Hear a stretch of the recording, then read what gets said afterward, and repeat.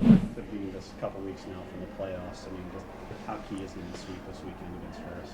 Yeah, I mean, I think probably the biggest thing is that you feel every time you win, you feel really good, and for us to win for the seniors for the 50-year reunion, our potential last home game here, so that was great. And then you want to be playing as good as you can going into the playoffs. So we felt, we feel really good about this weekend's effort for sure. How does it kind of feel,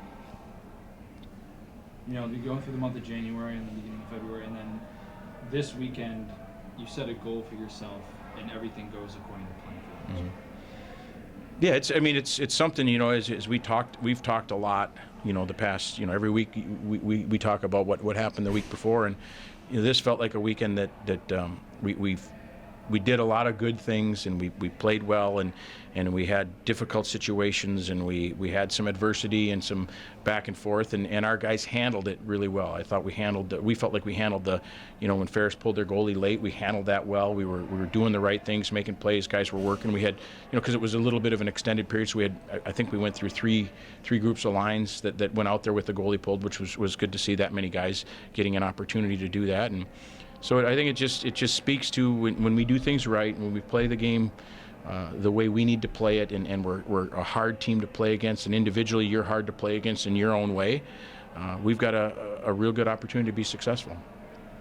Talk about that third period, Coach. It's been nice to get one of those power play goals and get that nail in the coffin, but you're off the post, can't get the puck in the net with a couple of chances there. Any thought about? Yeah, you'd like to see, there's I think Cruiser hit the post on the power play, and I know Cameron Wright had a really good chance in front, and Freddie Letourneau had a chance. So we felt like the third period was probably as well as we played the way we want to play all night. We spent a lot of time in their zone. We were physical. Our effort was good. We were competitive, and unfortunately we just couldn't finish some of those plays off. And Ferris did a great job killing penalties, especially against Rawhauser's unit. They really did a nice job taking away what they believe was what they wanted to take away. So our guys, we made some adjustments. We moved around that last power play. They were out there almost for the full 2 minutes. So those Ferris penalty killers were extremely tired, and unfortunately we weren't able to capitalize. But you'd like to see some of those go in and make it easier, but I know it kept the crowd here longer, and everybody was into it. And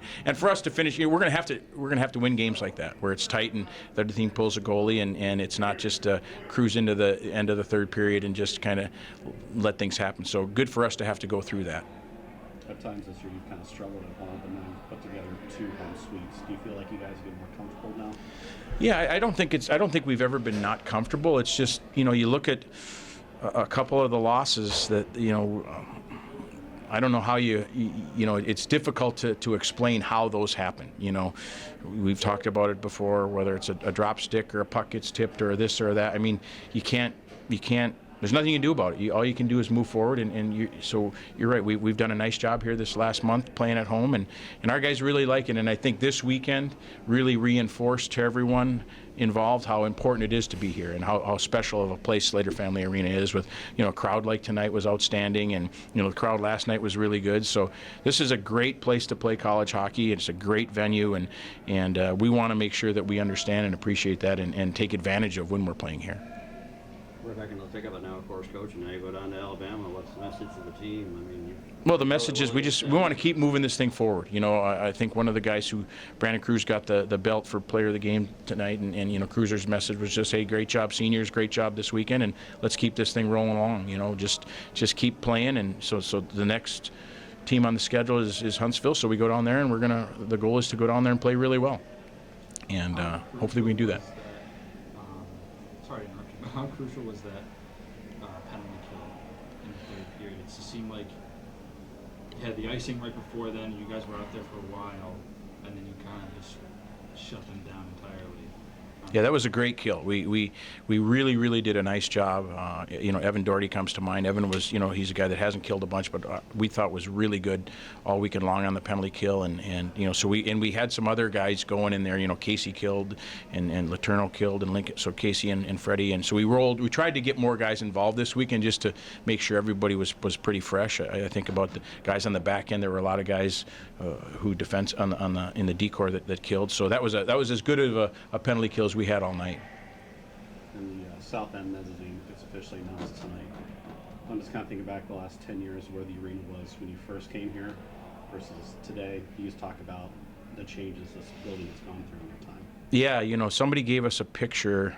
It's probably still in the offices of the arena the year before we got here, the year before I was, you know, fortunate enough to come back here, and the parking lot had not been repaved, and the building had not been power washed, and it didn't look like a building that is a building that people can be proud of. And you come in here today, and you know, through the support of the university first and foremost. The university drew a line in the sand 11 years ago and decided that hockey mattered on this campus. And when that happened, I think that allowed everybody to breathe a little bit and figure out where do we go. So over the last 10 years, we've chipped away at making this building as good of a, I think it's 52 or 53-year-old building now. And so, yeah, the renovations have been great. You know, the parking lot's great. The front of the building looks good. The locker room area is really nice. They've put some graphics up. It's a great college hockey building. And if we can keep this ball rolling, and you know, I have complete confidence in President Rogers and Bob Moosbrugger and the people in the athletic department, because they've come out and publicly said that hockey matters on this campus, and they want to see this thing get done. And you know, if this weekend's, you know, I mean, it happens more often than not where we have crowds like this and people. Hockey matters on our campus. Hockey matters at Bowling Green, and we've got the right people involved at every level. We just need to continue to make this building a great building, because no one's asking for a new building. We just want to finish this thing off, and I believe it's going to happen. There's people out there that care, and it'll be great when it finally gets done, because it'll be an even more difficult place to play. When we talked on the show last week, Coach, I think you were taking a recruit to the Hall of Fame.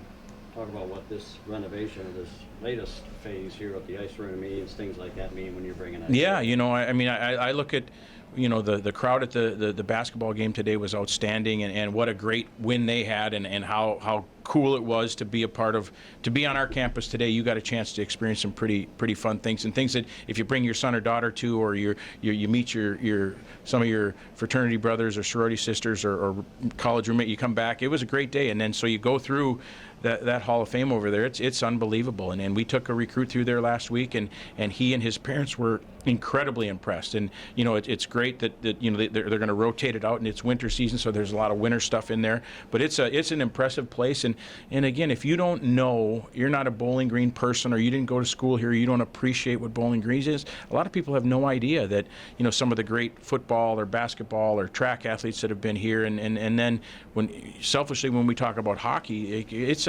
our alumni list and some of the accomplishments that have happened in our program are unbelievable, and to be able to showcase that and show people how important it is, and how you know, it's an impressive there's a lot of things that will impress a recruit and a family, and so I think it's awesome. It really is. Does that mean something to an 18? It means a lot to us, but to an 18, 19-year-old? Oh yeah. They, you know, bells and whistles matter. When we recruit, we talk about people, because at the end of the day, the bells and whistles aren't going to get you through the hard day, and the bells and whistles, you know, don't help you play hard when the other team's got the goalie pulled, or they don't get you through a bad call, or they don't help you on your test. You know, the people you're around help you with that, but those things show people that it matters. They show mom and dad, and they show the recruit that hockey on this campus matters. If you came into this building tonight for the first time, you can't not be impressed by what you saw, from the product, from the crowd, from the atmosphere. I'll be the first to say, when the video board was proposed a few years ago, I had no idea the impact the video board would have on the fan experience. We were like, geez, that sounds like a lot of money. We could probably spend that money elsewhere, and it would benefit us more. But I can't tell you how many people say, oh, the video board, and the fan engagement, which is a huge piece to this thing. So for us to be able to have that, and if we can finish that end and keep that video board and have the suites and have the building look like it's, you know, it's complete, because it looks like it's 90% finished, and you talk about all the things we talked about, whether it's the parking lot or our office space or our lounge, or we get that front entry finished. It's got a chance to be a really, really cool building, and it already is, you know.